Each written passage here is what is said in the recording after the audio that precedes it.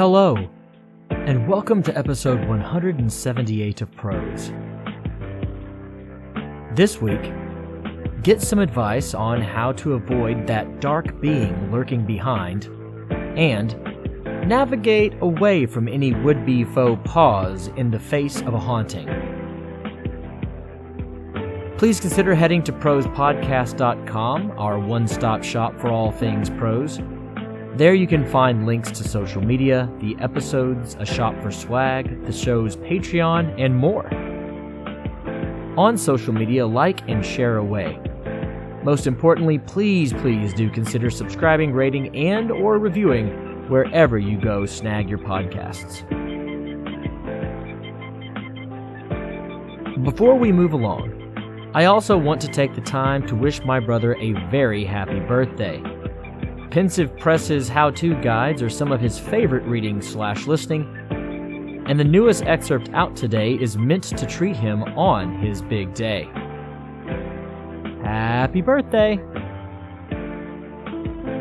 Alright, thanks so much for listening. Let's get to the tales, shall we? This week we have What's That Wandering in My Woods? Helpful hints distinguishing habits, habitat, and hostility in the North American hide-behind, and Dybbuk's and You, a practical how-to guide. Enjoy!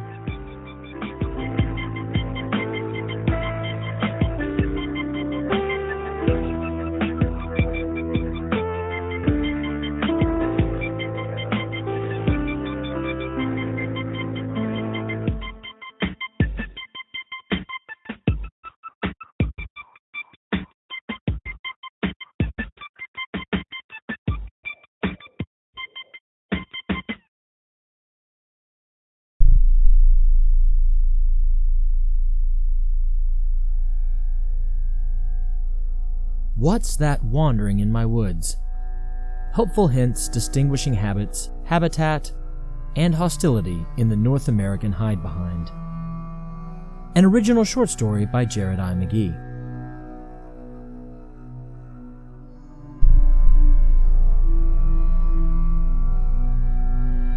If you're reading through or listening to this guide, chances are you or someone you love is seeking to distinguish whether the sounds and activities occurring on your property are caused by a hide-behind.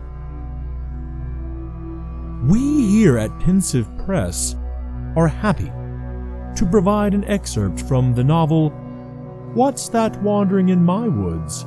Helpful hints distinguishing habits, habitat, and hostility in the North American hide-behind, for free in both text and audio form. If you do enjoy this excerpt and wish to continue on in the book, simply order through your preferred service via the links at the end of this e-reader or those linked to the audio file which you have obviously downloaded. Enjoy!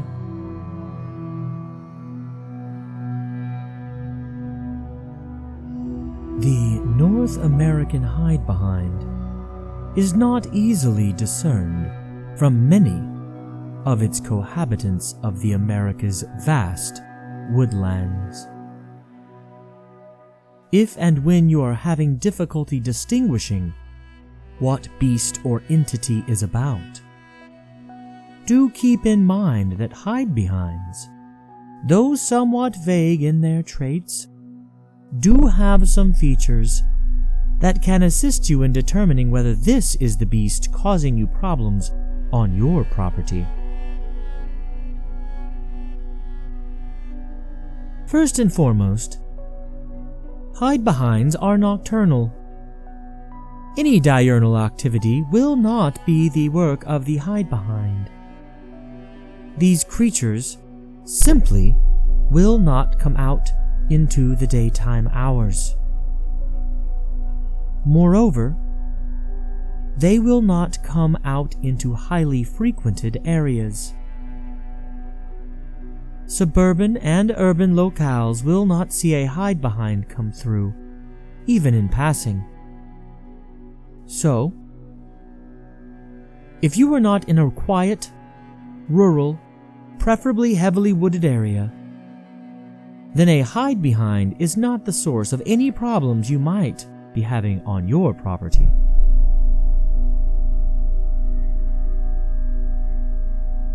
Though the most telling sign of a hide-behind is the disappearance of humans from forests, absolute disappearance is not the only telltale sign for a hide-behind.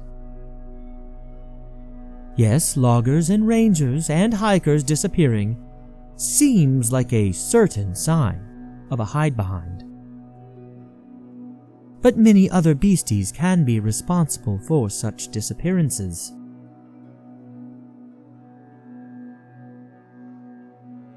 Hide-behinds, however, will never ever be seen, nor will they ever leave any tracks.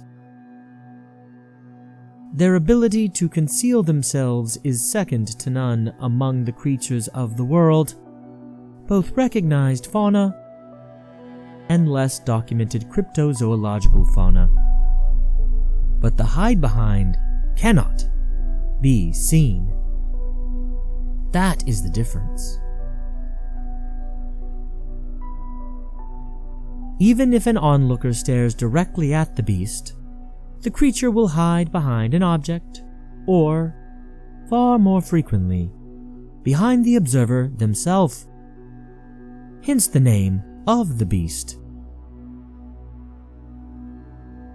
Because of this ability, attacks are quite common and come with little to no warning from the hide-behind. This near preternatural ability to hide from view means that no consistent reports of what the creature looks like have ever been taken. However, from the handful of survivors that have been attacked from behind and then left alive for sundry reasons, e.g., interruption by large numbers of humans, multiple dogs, or sunrise, the hide-behind seems to be physically large, extremely powerful, and have some sort of lacerating ability, most likely from natural claws, nails, or teeth. These attacks have almost all been preceded by strange noises, including creaks, heavy panting, low growling, and or a coughing bark.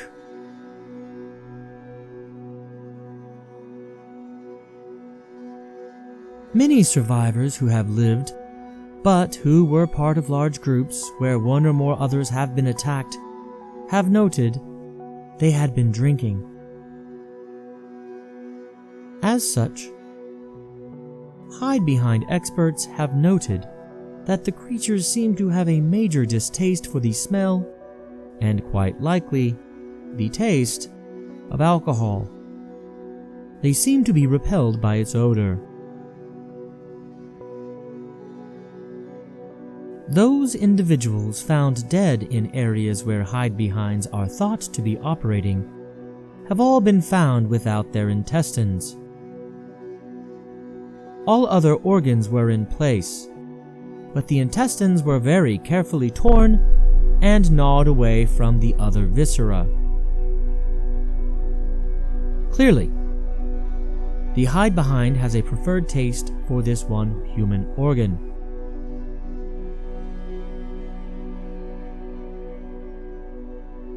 Hide-behinds are often mistaken for pukwudgies, another nefarious creature with shape-shifting and therefore hiding abilities. Pukwudgies, like hide-behinds, can cause great harm to humans. Unlike hide-behinds, pukwudgies use poison, fire, and even handmade weapons as part of their means to attack unsuspecting victims. Pukwudgies are also prone to mischief before malevolence, unless humans in their territory annoy, or seek to harm them. By all means, Pukwudgies can and will kill, but they are not seeking to hunt humans for food like the hide-behind. They can sometimes be appeased with gifts and overt acts of respect. Even greats like the now legendary Hiawatha have been troubled by Pukwudgies, but have survived through guile and a demonstration of sincere deference. Hide-behinds will not be swayed by such acts. Though they do not use the same sort of weapons as Pukwudgies, they are far more dangerous due to their considering humans strictly as prey to be consumed. One spiritual weapon that has been noted as being used by hide-behinds since time immemorial is fear. Essentially, it is thought that hide-behinds can cause dark thoughts and feelings of self-loathing and extreme irrational paranoia, causing the would-be prey to act illogically and against self-preservation, making their preying on the human all the easier.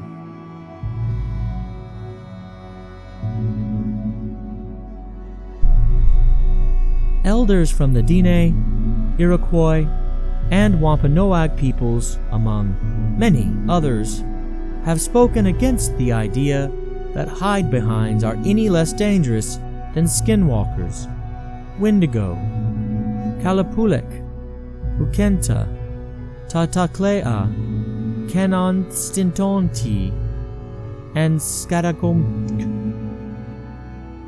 Quite often, residents of forest-adjacent lands do not take the threat of hide-behinds as seriously as other beings that are much more visible and much more feared by the mainstream. The hide-behind's subtle nature has been a boon for the creature, as it is not as fiercely hunted as, say, a skinwalker or a Wendigo is when they are found to be living in an area populated by humans. Now, there are some surefire ways to protect against a hide-behind. The first is to begin with a... That brings us to the end of this free excerpt from What's That Wandering in My Woods? Helpful hints distinguishing habits, habitats, and hostility in the North American hide-behind. We here at Pensive Press hope that you have enjoyed this free portion of the piece and would love for you to purchase the text in full, as we believe it is the most comprehensive guide to living with hide-behinds yet to be published. If, after reading this text, you still have doubts about what is wandering in your woods, and hope to better ensure correct identification for the being or entities troubling you, consider some of our other how-to guides. Embracing Your Ibur. Downward Dog, Why Dog-Faced Men Frequent Your Property. Idolic Entropy, Embracing Disorder. Pesky Poltergeists and Why They Have Panache. Teaching Tantra, Spiritual Defense Through Meditation and Sexuality. Kissing Quetzalcoatl, Loving Lakshmi, and Shoving Shiva, a comprehensive guide to navigating spiritual encounters on this plane. Whose broomstick is this? Walpurgis Night Do's and Don'ts. And the best-selling Dybbuk's and You, a practical how-to guide, and many, many more. Best of luck with your hide-behind, and thank you for choosing What's That Wandering in My Woods? Helpful hints distinguishing habits, habitat, and hostility in the North American hide-behind from Pensive Press. Next up, please stay tuned for an excerpt from the aforementioned best-selling Dybbuk's and You, a practical how-to guide. Thank you with your continued loyalty to Pensive Press. Stay tuned.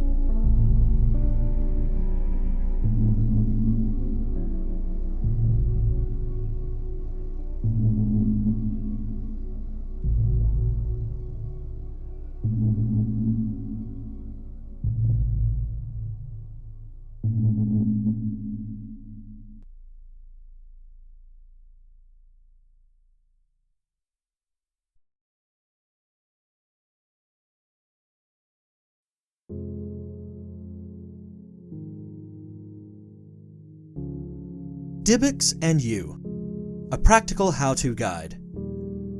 An original short story by Jared I. McGee.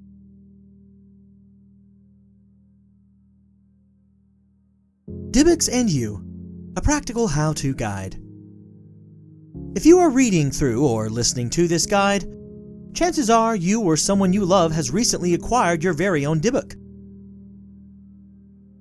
We here at Pensive Press are happy to provide this first introductory chapter of the text Dybbuk's and You, a practical how-to guide for free, in both text and audio form. If you do enjoy this chapter and wish to continue on in the book, simply order through your preferred service via the links at the end of this e-reader, or those linked to the audio file which you have obviously downloaded. Just to get this out of the way up front, Dybbuk's are far from your normal ghost, poltergeist, spirit, or demon. In regards to the latter, this is a chief mistake among new Dybbuk hosts. Greenhorn hosts often read accounts from the Bible, the Torah, the Quran, and other holy books once they've figured out that the spirit is of that tradition, and they automatically defer to Josephus's accounts of demonic possession. Again, this is a mistake, as the Dybbuk is a very different brand of apparition altogether. Like many Western spirits, the Dybbuk has not passed on to whatever is in the great beyond, because it believes it has some goal that it needs to accomplish. Moreover, don't confuse your Dybbuk with a simple possession in the style of those found in many mythos. Your Dybbuk is but a dislocated soul of a person. It is not some odd reflection of that person or some nefarious beastie from another realm. So, relax a little bit already, would you? In order to live life well with your Dybbuk, you should do your best to understand that the Dybbuk is adhering to the person whom it's chosen until its goal is reached. Thus, discerning what the goal is imperative to pleasing and, eventually, releasing your Dybbuk. Try not to view this as getting rid of your Dybbuk. This phrase and phrases like it do not go over well with Dybbuks and might cause them to become more hostile to the point of out-and-out malevolence. Packaging is key with the Dybbuk. Let's keep them happy, eh? So, why you? Why are you the one that the Dybbuk has chosen? Or, in the case of many concerned family members and friends of someone that's going through this little trial, why did the Dybbuk choose your loved one? The explanations are myriad and varied. However, a lot of the more folkloresy accounts from the Jewish traditions should probably be ruled out. No, the Dybbuk is not here to punish you for slighting the possibility that Moses really did physically part the Red Sea. No, the Dybbuk is not here solely because you have been foregoing Sabbath practices. No, the Dybbuk is not some awful something from the depths of hell sent to torture you. Dybbuk's reasoning for coming to a host are multitudinous, and often overlap many concurrent reasons that make a host all the more appealing. Your Dybbuk could have come to you through a variety of means. Family curse. Personal curse. Horrible affront against God. Being in the wrong place at the wrong time. Being in the right place at the right time. Having the appropriate physical body, mental capacity, or set of skills for which the Dybbuk is looking. A personal connection to the person that became the Dybbuk. An overtly pious nature. An overtly impious nature. You've recently been to a place of great horror and or suffering. You've got a personal connection to a place of great horror and or suffering. Playing with Ouija boards. Consulting mystics, psychics, or other occultists that work as conduits from the tangible world to the intangible world. Trying out tantric sex without proper training. And much, much more.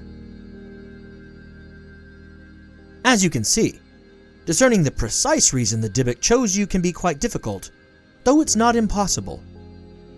If knowing the why really is a focus of yours, feel free to do the research and find where you might have picked up your Dybbuk. However, remember our earlier message. Packaging is key. Don't make your Dybbuk feel unwelcomed or attacked.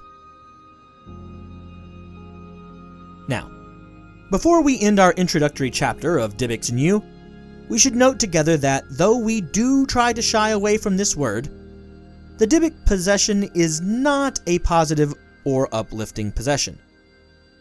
Subsequent chapters will take some of the concepts regarding placating your Dybbuk and run with them a bit further. But, for now, in this introduction, simply keep in mind that the Dybbuk is not really specifically here to harm you or those that you love. However, they will do whatever it takes to right the wrongs or accomplish the tasks for which they've lingered outside of the astral plane. If you've ever had a loved one lucky enough to have an Ibur join their life, they might mistake the Dybbuk as that same sort of arrangement. That is a potentially hazardous misconception, though. Unlike the Dybbuk, the Ibur is a far more positive apparition that is simply using its host to perform various mitzvahs or blessings in order to be deemed wise enough to move on to the great beyond. This spirit is pushing for a Gilgul-esque drive to a form of reincarnation that is considered part and parcel to the Kabbalistic Jewish tradition. You can find more information and details about the Ibur in Chapter 12, Ibur or Dybbuk. Let's figure it out.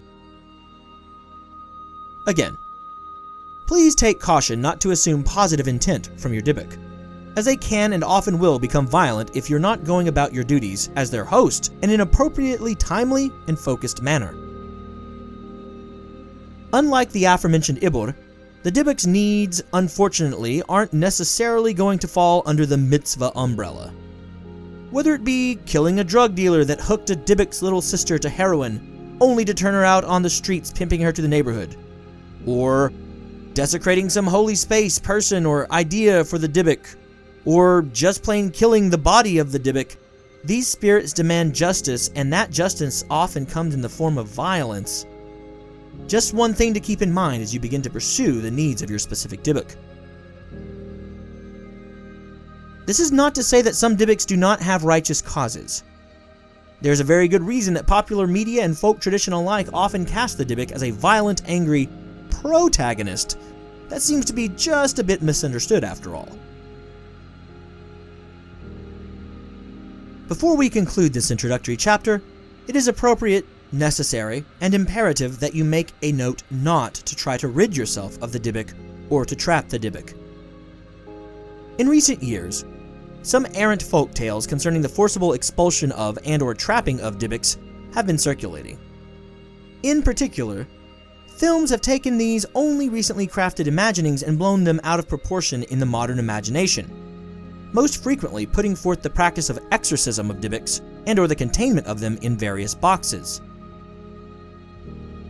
Not only is this thinly veiled repackaging of our very real reality, it is dangerous folly to propagate such a message.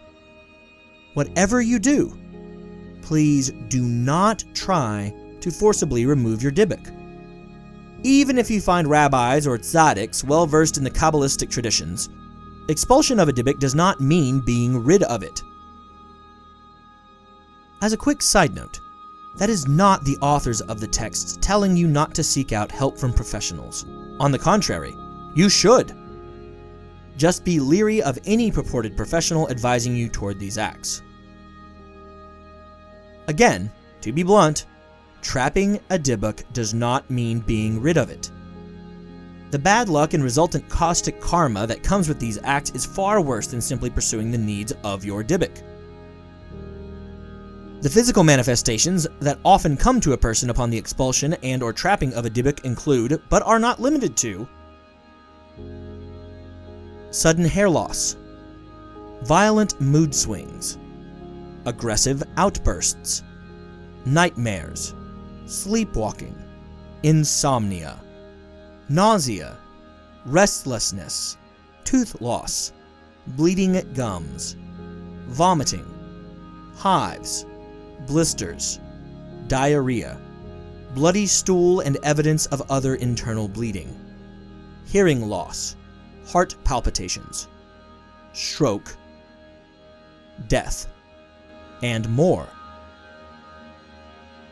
So, clearly, pursuing the mission of your specific Dybbuk is the far less difficult, far less physically damaging avenue, to be sure. That brings us to the end of the introduction to the first chapter of Dybbuks and You, a practical how-to guide. We here at Pensive Press hope that you've enjoyed the free excerpt, and would love for you to purchase the text in full, as we believe it is the most comprehensive guide to living with Dybbuks yet to be published.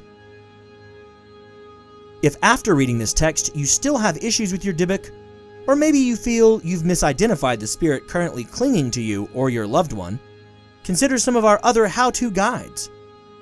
Embracing your Ibur, Downward Dog, Why Dog-Faced Men Frequent Your Property, Idolic Entropy, Embracing Disorder, Pesky Poltergeists and Why They Have Panache,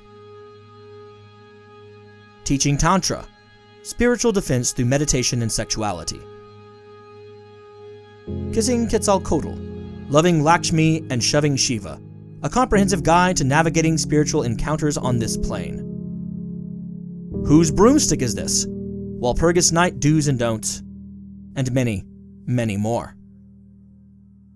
Best of luck with your Dybbuk, and thank you for choosing Dybbuks and You, a practical how-to guide from Pensive Press.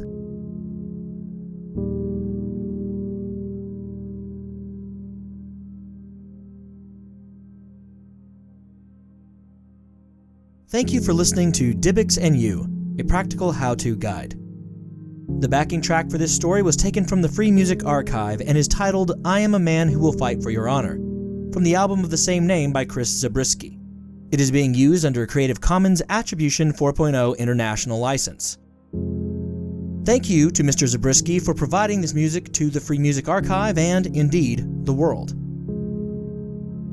All other tracks come from YouTube's free music library and freesound.org. Everything is being used under CC 0 1.0 public domain dedication licenses. And that does it this week for Prose. As always, please love those around you, Tell them that you do and embrace this life as it is, so much stranger than fiction.